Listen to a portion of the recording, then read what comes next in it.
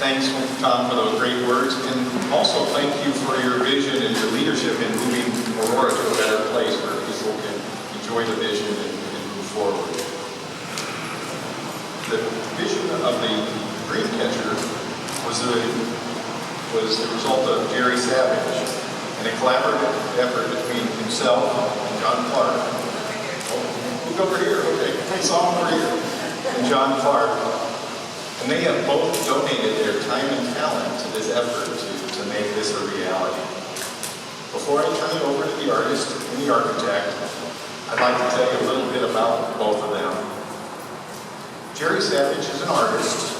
The artist was John Clark's professor at the University of Illinois,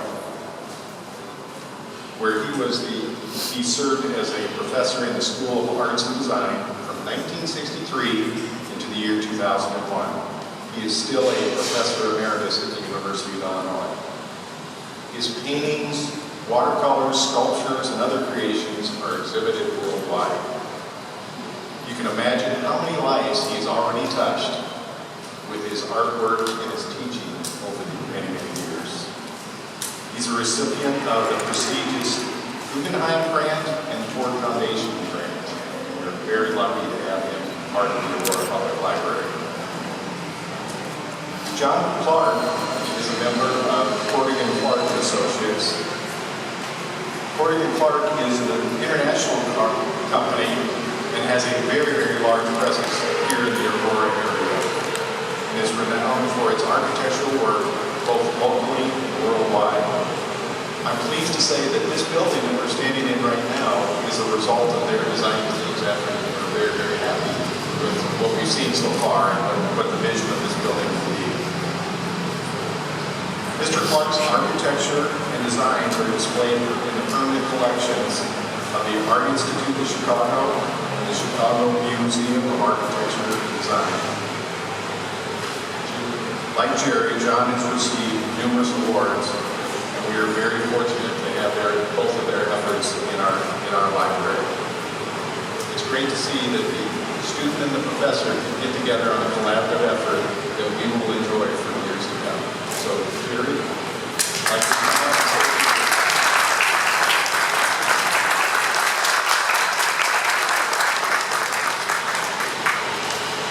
First of all, I'd like to thank everyone for being here. We are all of like minds. We all have a sense of our responsibility to civilization, to children, to our community, to our state, to our nation. We all have a sense of deep responsibility, and the library is a symbol of that. If you go back in history just a few thousand years, the first thing that was destroyed by a totalitarian government was the library. There was a fear of information and change. The spirit of the universe is about information and change. The universe wants us to succeed. The universe is governed by thought, by thinking.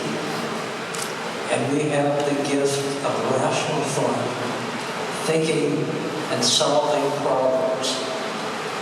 Now, a library is a very complex symbol, but a believable, understandable symbol.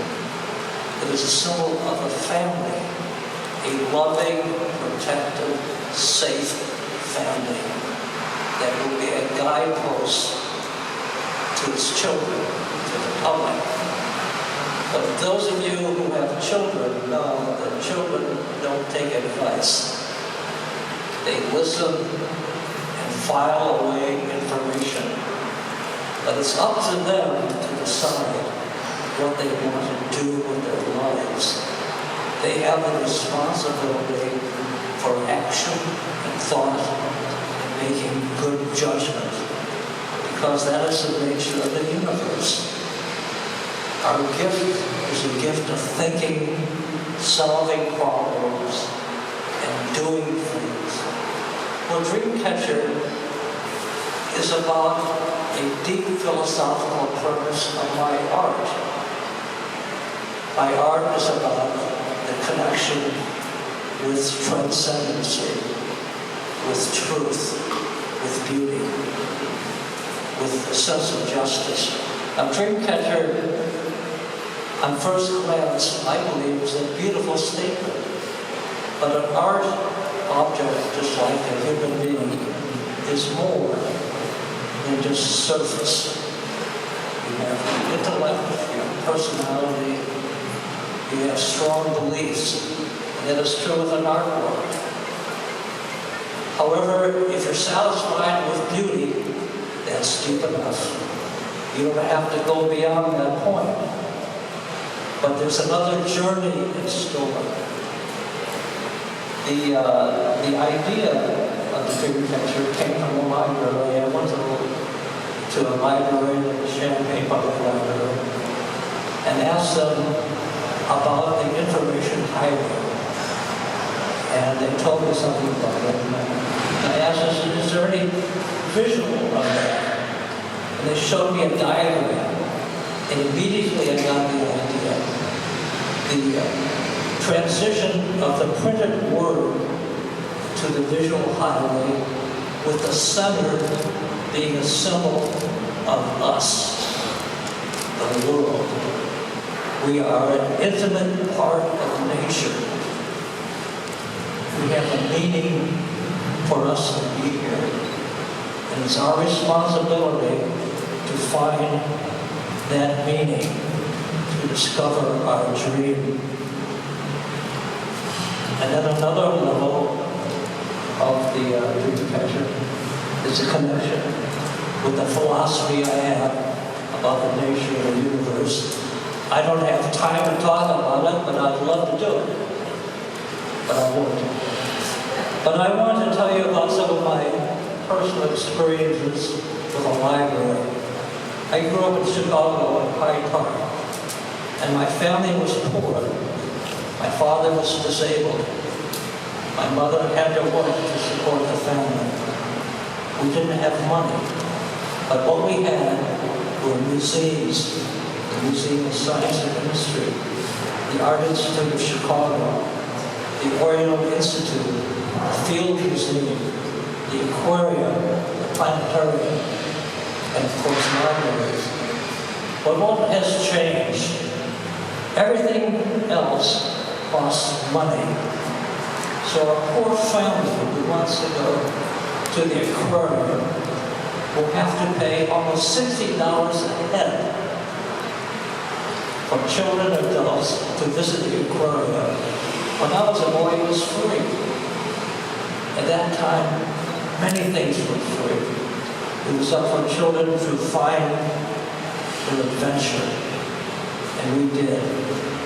So the library today is the spirit of community, of service.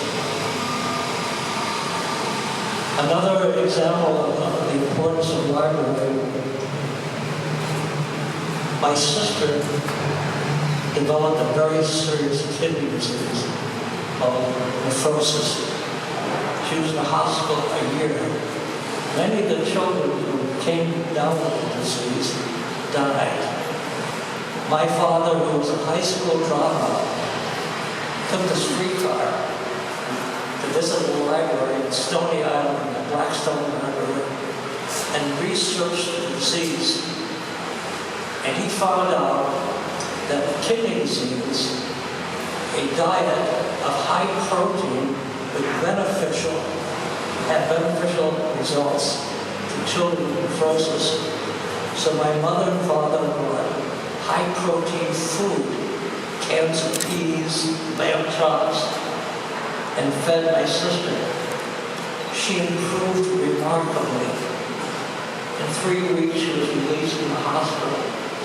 And from that point on, the doctors used high-protein diet for children with nephrosis. Now, my father was a high school dropout. He was poor, but the library gave him the information. And my sister's alive today because of that. Another example for me, I was sort of a know-it-all kid. People couldn't tell me what to do when I was in school. I took a test in 5th grade, and I discovered that I had a reading level of a student in 2nd grade. I was so embarrassed by that.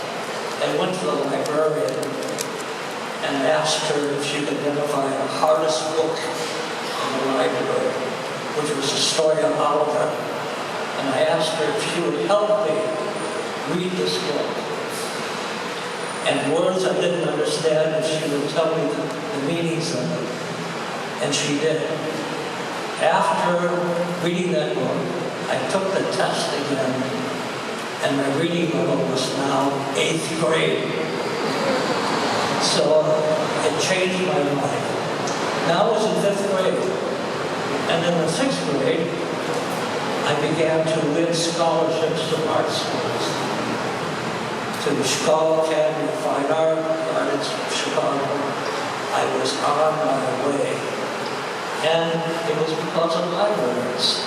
So I have a deep personal, emotional commitment to libraries, and this is my gift. Thank you to the libraries. I appreciate it very much. Thank you.